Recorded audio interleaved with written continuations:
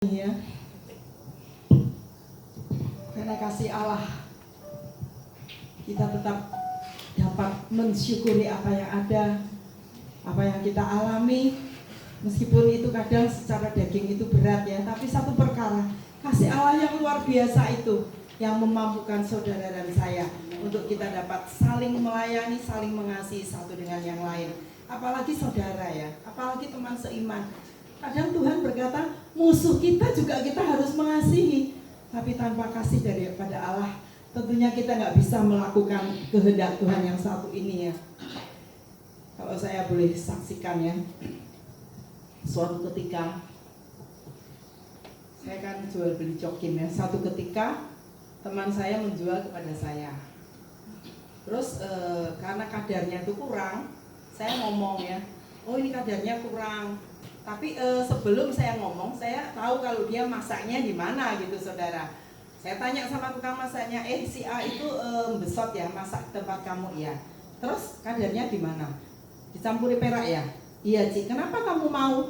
Karena aku nggak bisa apa-apa Cik, tahu-tahu sudah full, udah selesai hampir dientas, langsung bruk gitu loh. Saya memberanikan ngomong karena memang tesnya nggak bagus dan saya juga sudah informasi kan Bapak itu memang nggak benar. Dia marah 3 bulan dia ngeneng ke saya saudara, nggak ngomong, nggak ngebel, nggak terasasi. Itu satu. Terus yang kedua, salah satu karyawan andalan saya salah paham. Dia itu naruh lombok di kulkas, tapi sudah seminggu kok saya pas buka kulkas kok lombok itu masih utuh. Saya ngomong sama anaknya ini, Atik namanya, Atik, itu lomboknya siapa kamu ya? Apa kamu lupa kok nggak bawa pulang kok seminggu kok masih utuh, nanti busuk. Dia marah, salah paham, dikirai saya itu nggak mau dititipin lombok di kulkasnya.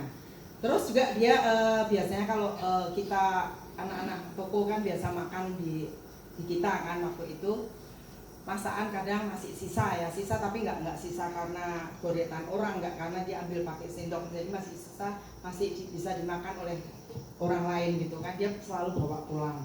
Nah, itu juga waktu itu saya pas buka lemari kok ada masakan yang itu berkuah santan. Saya bilang ini masakan soto yo, jangan lupa dibawa.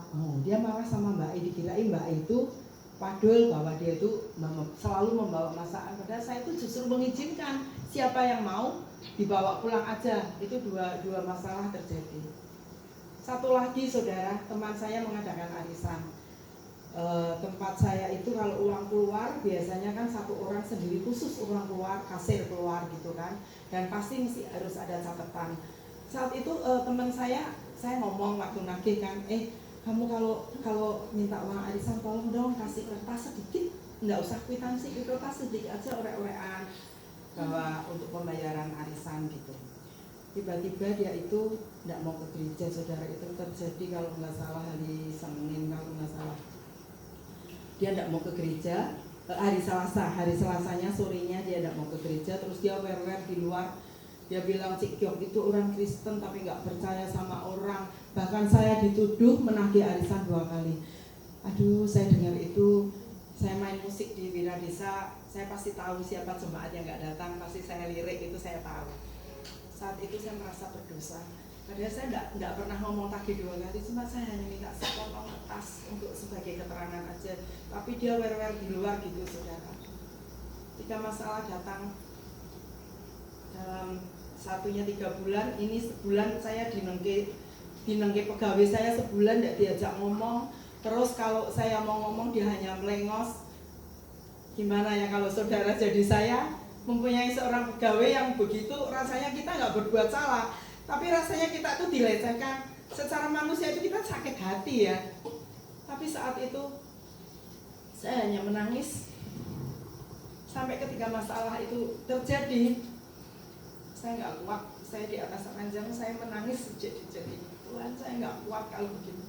Karena saya orangnya tuh nggak bisa kalau hidup di dalam di dalam kepahitan itu nggak bisa saudara.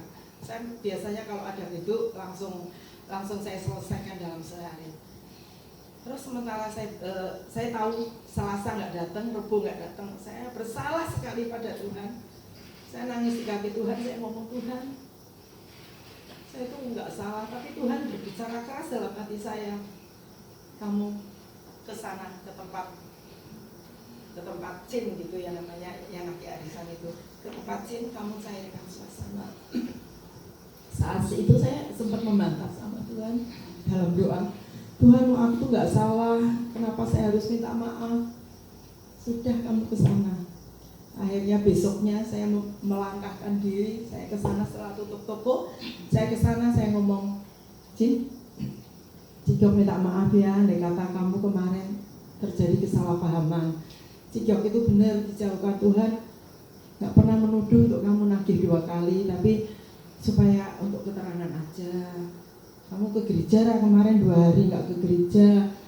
Ya sorry ya, nek kata-kata Cikyok mungkin nyinggung kamu sehingga kamu jadi salah paham. Ya Cikyok nggak apa-apa, saya hatinya plong saudara. Saya belajar untuk melakukan apa yang Tuhan mau. Begitu saya bertindak melakukan apa yang Tuhan perintahkan, besoknya pegawai saya yang 1 bulan ngenengke saya nggak makan, dia mulai makan pakai mie. Kan anak-anak toko semua tahu kalau dia satu bulan nggak makan, dia hanya bawa lontong dari rumah, bawa apa tuh tempe goreng. Kalau nggak ada bosennya ya 1 bulan makan gitu terus. Saat itu begitu dia makan, anak toko ribut semua. Dia bilang, cik, si Ati udah mau makan. Hah? Iya. Akhirnya saya tak ajak ke belakangnya. Saya peluk, saya bilang terima kasih. Kau sudah nggak marah sama saya, terima kasih, benar terima kasih. Saya seperti dapat lotre saudara. Padahal cuman dinengke orang dan orang itu udah mulai baikan. Padahal dalam hal itu menurut pikiran saya itu nggak salah, tapi mungkin salah tangkap ya, salah menangkap ucapannya. Terus besoknya lagi temannya saya ngenengke 3 bulan ngebel saudara, Bos, aku mau jokin. Ya ampun Tuhan, saya di toko nangis, nggak bisa ngomong apa-apa. Saya hanya mengucap syukur pada Tuhan. Itulah saudara yang saya maksud dengan kita perlu kasih Tuhan. Karena kasih Tuhan itu memampukan kita untuk kita bisa mengampuni orang lain. Kasih Tuhan itu memampukan kita untuk kita belajar hidup dalam kerendahan hati ya. Meskipun kita nggak salah, tapi Tuhan mengajar kita untuk kita selalu mencairkan suasana, untuk kita berbuat baik dengan semua orang. Ya, mari saya minta maaf ya, bukan mengajar saudara-saudara ya, tapi kita mau belajar bersama-sama untuk melakukan apa yang Tuhan mau. Kesaksian ini boleh menjadi kekuatan bagi saya, boleh menjadi berkat bagi saudara. Andai kata manakala saudara itu mengalami hal yang sama dengan saya, mari kita mau belajar untuk kita mengampuni mereka. Kita mau belajar untuk menerima kekurangan orang lain, dan kita mau belajar untuk saling menyapa satu dengan orang lainnya. Sebelah toko saya itu juga saudara, dia itu karena anak saya, dia buka mainan anaknya, terus anak saya juga mainan.